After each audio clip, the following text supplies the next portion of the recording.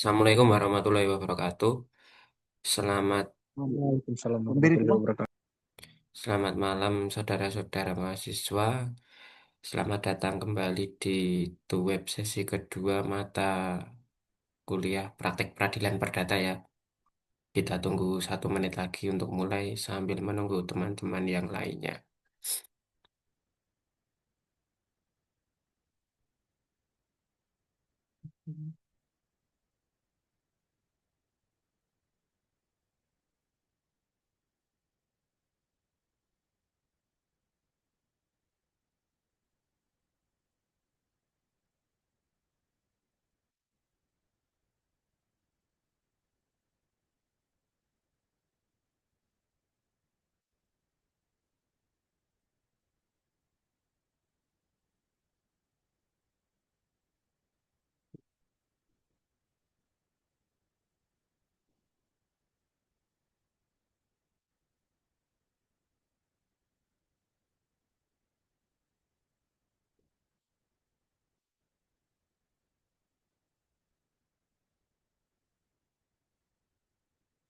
Baiklah, kita mulai saja ya untuk sesi yang kedua ini. Sebelum kita mulai sesi yang kedua web pada malam hari ini waktu Indonesia, marilah kita berdoa menurut agama dan keyakinan kita masing-masing. Berdoa dipersilahkan. Berdoa cukup.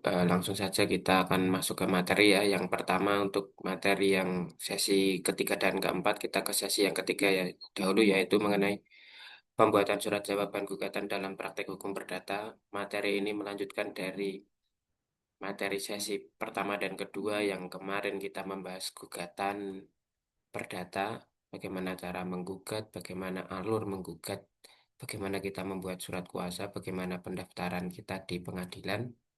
Sekarang kita akan lanjut untuk pembahasan mengenai surat jawaban gugatan dalam praktek perdata.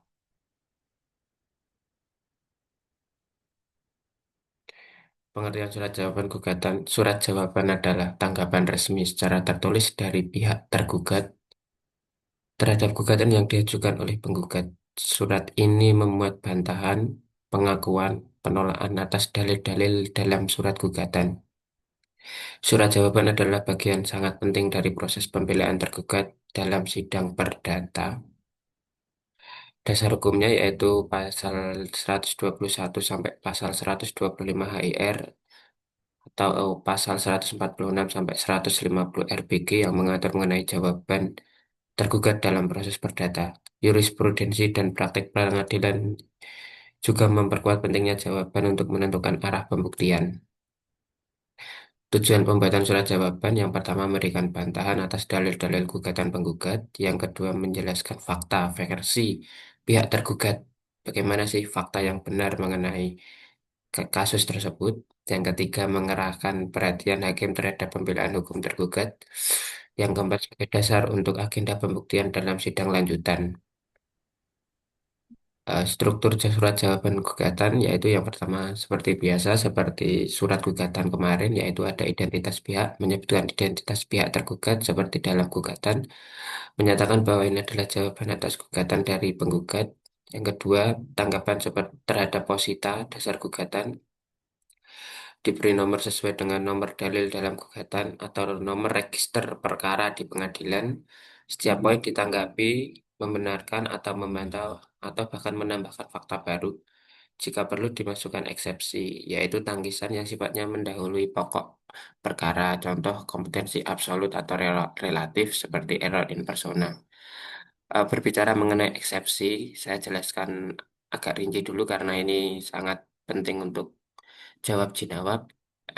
Eksepsi sering kita ketahui di berbagai banyak persidangan adalah istilah yang digunakan dalam proses hukum dan peradilan, yang berarti penolakan atau keberatan yang disampaikan oleh pihak terdakwa disertai dengan alasan-alasan bahwa gugatan tersebut diberikan tidak benar atau tidak sesuai fakta yang sebenarnya. Contoh-contoh eksepsi itu ada seperti kompetensi absolut atau relatif, seperti misalnya di saat kita ada kasus warisan, kompetensi absolutnya itu yang benar adalah pengadilan agama, bukan pengadilan negeri, ataupun yang relatif, misal kompetensi relatifnya itu di Pengadilan Negeri Jakarta Barat, tetapi malah diajukan di daerah Jakarta Utara itu tidak sesuai dengan kompetensi relatif untuk kasus di pengadilan ya. Selain itu ada juga kasus-kasus, ada juga yang bisa dieksepsi di surat gugatan seperti eksepsi surat kuasa tidak sah. Kemarin yang saya jelaskan mengenai surat kuasa tidak sah itu bagaimana, terutama di tanda tangan materai penanggalan itu kalau misal kita sebagai pengacara itu jeli, kita dapat mengeksepsi surat kuasa tersebut karena dalam pemberian surat kuasa tersebut tidak sesuai dengan tanggal yang dibenarkan. Selanjutnya ada error in persona, selanjutnya ada eksepsi nebis in idem. Nebis in idem itu adalah eksepsi yang diajukan oleh tergugat, di mana pada perkara tersebut sebenarnya perkara tersebut itu sudah diputus sebelumnya di perkara yang lain.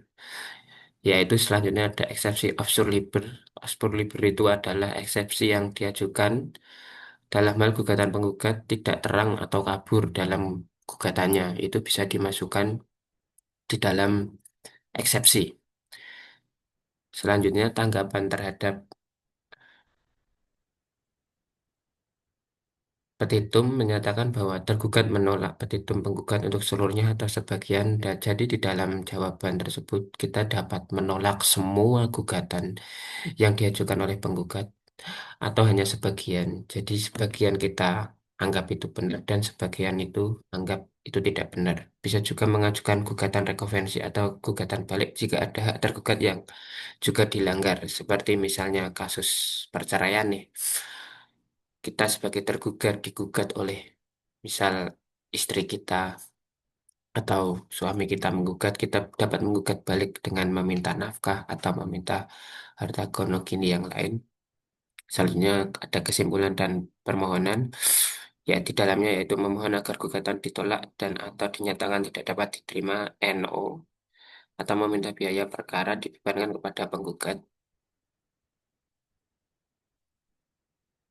Yang terakhir adalah tanda tangan dan identitas kuasa jika diwakili oleh pengacara. Jenis tanggapan dalam surat jawaban yaitu mengakui dalil bila tergugat setuju dengan isi gugatan, mengakui semua dalilnya, itu bisa dituangkan di dalam surat jawaban, membantah semua dalil bila tergugat menolak fakta atau argumen di dalam gugatan tersebut, dapat menolak dengan memberikan uraian dan argumen yang jelas, mengajukan eksepsi seperti tadi yang saya jelaskan apa itu eksepsi, keberatan sebelum masuk ke pokok perkara atau rekonvensi atau menggugat balik terhadap penggugat. Hal-hal yang harus dihindari untuk membuat surat jawaban yaitu tidak menanggapi semua poin gugatan dianggap mengakui. Jadi misal nih, ada 10 poin gugatan, kita hanya menanggapi 5 poin gugatan saja. Yang 5 tidak kita tanggapi berarti kita dianggap setuju terhadap dalil-dalil tersebut. Jadi apabila kita besok beracara di pengadilan negeri atau agama, kita harus teliti dalam membaca surat gugatan dari pihak lawan kita.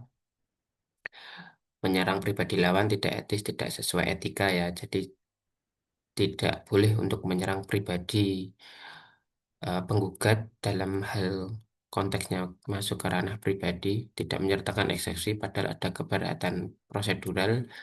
Petitum tidak sesuai dengan pembelaan deposita, jadi tidak nyambung seperti yang saya jelaskan kemarin di bagian gugatan. Tips menyusun surat jawaban, jawaban setiap dalil secara terstruktur dan sistematis. Dalam artian apabila kita ingin menjawab gugatan nomor satu, jawaban juga harus ada di nomor satu. Selanjutnya mengikuti alur-alur yang sama.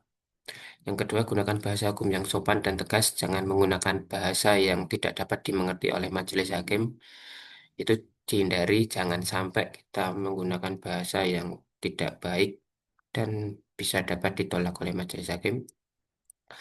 Fokus pada fakta dan hukum, bukan emosi. Di dalam jawaban, kita tidak boleh menyertakan emosi-emosi kata-kata yang tidak pantas gitu ya di luar pokok perkara. Bila perlu lampirkan bukti awal atau data pendukung untuk langsung menjawab gugatan dari penggugat. Terima kasih untuk sesi jawaban atas gugatan. Untuk materinya cukup sampai di sini. Mungkin ada yang mau bertanya sebelum dilanjutkan ke sesi yang selanjutnya, yaitu mengenai replik atau jawaban atas jawaban. Jika tidak ada, kita akan langsung saja menuju ke... Izin Pak bertanya. Oh ya, silakan. Mohon izin Pak bertanya, apa yang menjadi faktor faktor yang menjadi landasan utama untuk dilakukannya rekonvensi itu Pak? Terima kasih Pak. Oh ya, Eh, biasanya kalau gugatan rekonvensi atau gugatan balik itu biasanya ada banyak faktor sih yang tergugat itu ingin menggugat balik. Misalnya dalam pokok pokok perbuatan melawan hukum ya. Jadi yang digugatkan oleh penggugat itu sesuai dengan kejadian yang ada itu sebenarnya tidak sesuai fakta. Jadi ada dua versi sebenarnya itu dalam artian versi penggugat dan tergugat itu punya versi. Kenapa kok ada nih kasus perbuatan melawan di dalam perbuatan melawan hukum tersebut itu terus dimasukkan ke dalam perkara itu. Nah, itu ya ada biasanya versi dari tergugat itu punya versi sendiri. Jadi dia itu langsung ingin menggugat di rekonvensi tersebut. Seperti kejadian ada juga di apa di kasus yang Wan Prestasi itu apabila di dalam perjanjian itu kan semua di dalam perjanjian itu kan ada ini apa aja yang hak dan kewajiban dari kedua belah pihak itu. Nah, itu apabila pihak penggugat itu menggugat yang di dalam perjanjian tersebut itu tidak semua, maka biasanya pihak tergugat itu akan menggugat balik dengan versinya mereka sendiri. Kurang lebih seperti itu, Mas. Baik Pak, terima kasih Pak. Kita lanjutkan ke sesi yang selanjutnya yaitu mengenai replik ya. Sebentar.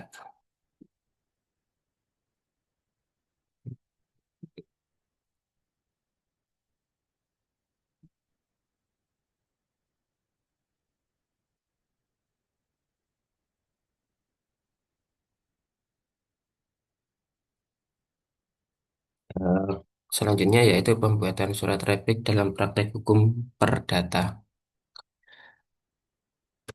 Apa itu replik? Replik adalah jawaban penggugat terhadap jawaban tergugat atas gugatan yang telah diajukan. Replik disampaikan dalam sidang perdata apabila majelis hakim memberikan kesempatan kepada penggugat untuk menanggapi jawaban tertulis dari tergugat. Jadi dalam prosedur pengadilan, praktek pengadilan perdata itu, apabila kita sudah menggugat, itu biasanya waktu didaftarkan itu sampai ke pihak tergugat itu mungkin sekitar seminggu atau 2 minggu.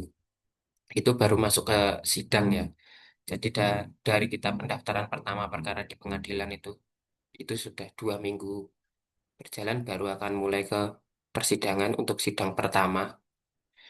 Setelah itu kan dalam sidang pertama itu dibacakan gugatan, itu tidak bisa langsung kita langsung jawaban itu tidak bisa. Jadi biasanya pada sidang pertama itu kita akan diarahkan untuk mediasi.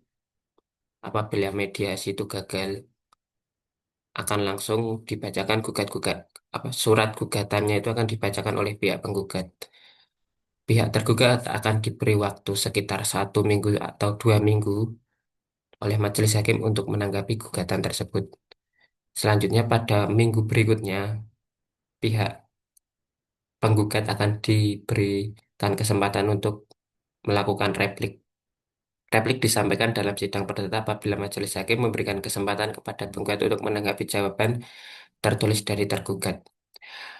Apabila pihak tergugat tidak datang, replik itu tidak akan pernah ada di pengadilan karena kalau misal pihak tergugat itu tidak hadir dalam persidangan, maka akan hanya ada 2 kali sidang yaitu sidang pertama dan langsung sidang kedua pembuktian, karena itu nanti sifatnya akan putusannya first take karena pihak tergugat itu tidak akan hadir.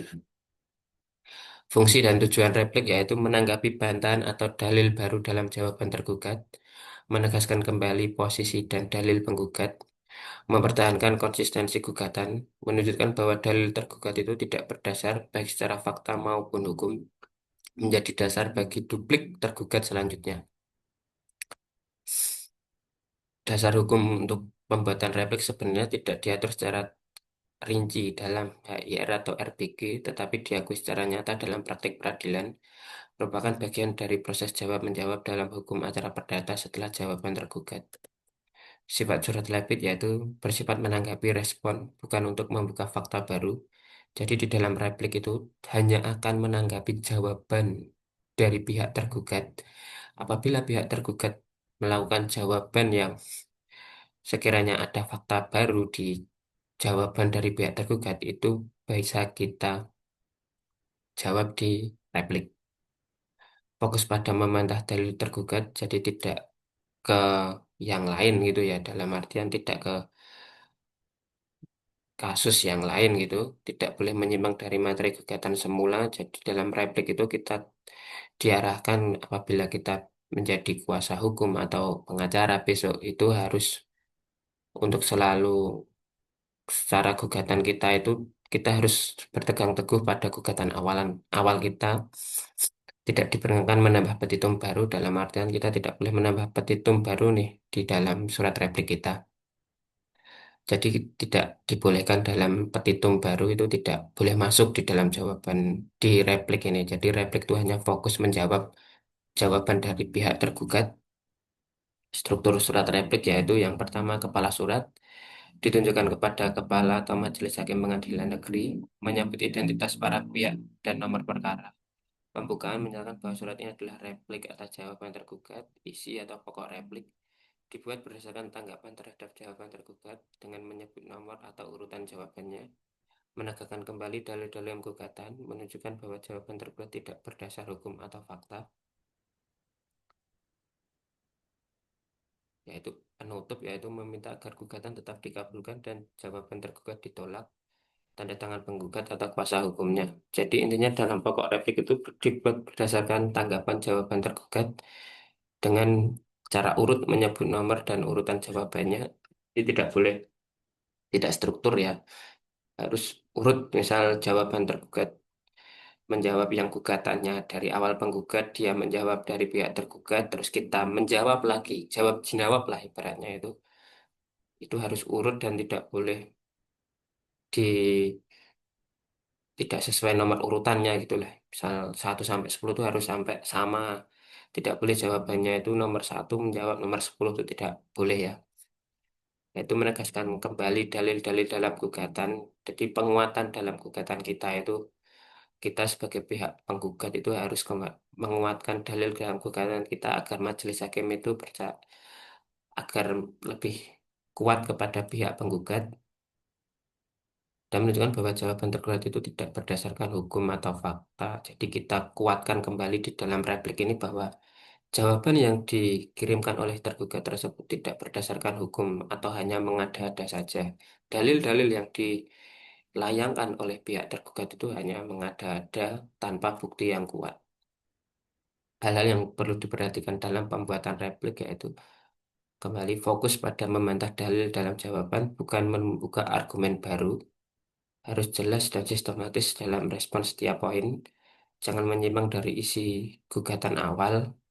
Jadi kita harus konsisten ya kuncinya dalam replik ini. Gunakan bahasa hukum formal dan objektif. Kesalahan umum yang harus dihindari yaitu menambahkan petitum baru. Itu tidak disarankan atau tidak boleh. Yang kedua, memperkenalkan fakta atau bukti baru yang belum disebut di dalam gugatan. Tidak menanggapi poin-poin penting dalam jawaban tergugat. Ini harus dihindari ya, tidak menanggapi poin-poin penting dalam jawaban tergugat. Jadi di dalam replik itu kita kan dikasih waktu 1 minggu atau 2 minggu oleh majelis hakim dari jawaban dari pihak tergugat. Dalam waktu 1 atau 2 minggu ini kita sebagai kuasa hukum ini atau kita sebagai tim ini kita dalam 1 minggu gitu kita harus diskusi terus kita harus mencari apa sih jawaban ini jawabannya itu harus bagaimana itu dalam waktu seminggu kita diberi waktu oleh majelis hakim untuk menjawab dari jawaban tergugat. Apabila kita melewati waktu yang dibatasi oleh majelis hakim itu maka harus replik kita tidak dapat diterima oleh majelis hakim.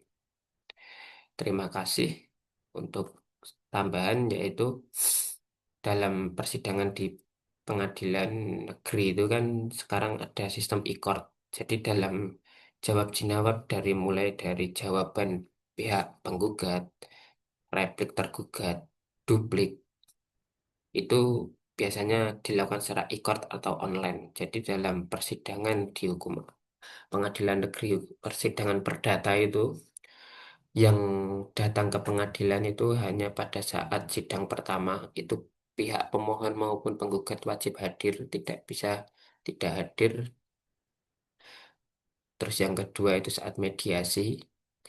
Terus habis setelah itu kan ada laporan mediasi, habis itu sidang pertama gugatan, pembacaan gugatan. Nah, setelah itu kan ada sidang minggu depannya ada sidang jawaban, replik, duplik dalam 3 minggu itu kita akan disuruh untuk e-court. Jadi dalam artian kita tidak harus datang ke pengadilan, jawab jawabnya melalui e-court dan akun e-court itu hanya dapat dibuat oleh kuasa hukum atau pengacara.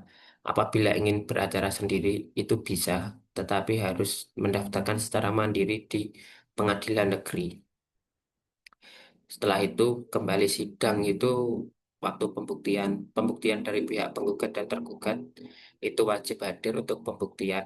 Jadi selama jawab jinawab itu nanti apa sih yang benar atau dalil-dalil yang dibenarkan itu harus dihadirkan di dalam pembuktian yang akan berlangsung setelahnya.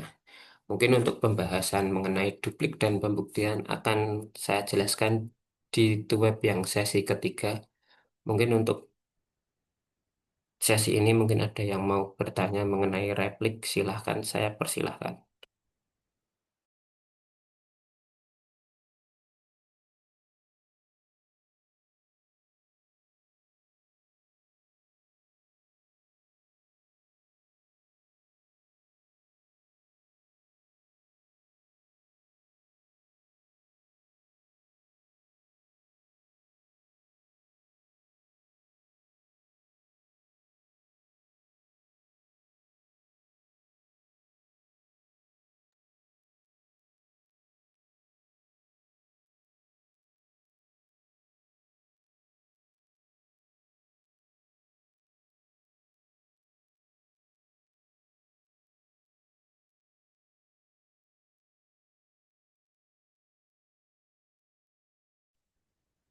Mungkin ada yang mau ditanyakan, apabila tidak ada kan saya akhiri karena ini keterbatasan waktu karena Zoom itu maksimal hanya 40 menit untuk sesi 2 web. Untuk pakai akun e-learning itu masih belum bisa karena ada kesalahan teknis masih dari infonya dari pihak kampus masih belum bisa diakses di akun saya. Mungkin ada yang mau bertanya mengenai sesi ini.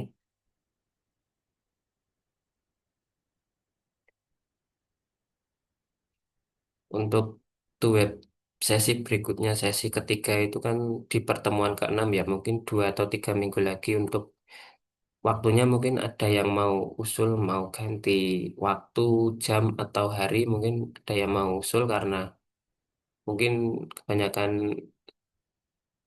mahasiswa di sini mungkin kalau siang itu kan bekerja ya, jadi mungkin bisanya waktunya terbatas gitu, mungkin ada usul mau waktunya bagaimana? Silakan yang ingin menyampaikan usul.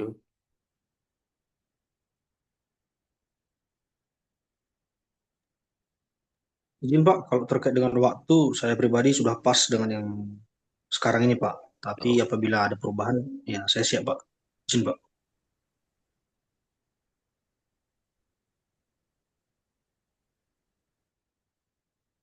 Baik untuk waktu pasti berarti malam aja ya berarti ya. Untuk harinya mungkin hari Kamis kalau nggak Jumat ya ininya. Oke, Pak. Siapa? Baik untuk web berikutnya akan saya infokan lagi ya waktunya. Harinya soalnya kan baru ada di sesi ke-6. Ini baru masih masuk sesi keempat. Izin Pak, sepertinya Kamis lebih ada waktu. Bagaimana? Bagaimana? Ada waktu? Sepertinya hari Kamis itu ya lebih lebih enak ke waktunya. Oh, baik. Ya, Berarti lebih enak hari Kamis malam Jumat ya berarti ya. ya. Karena Baik. apa kalau hari Jumat mungkin di sini saya juga bentrok Jumatan. Oh ya. Oh ini masnya yang di Ya, Belanda itu ya. ya, Oh baik baik baik. Mungkin kesepakatan aja setiap malam Jumat gitu ya.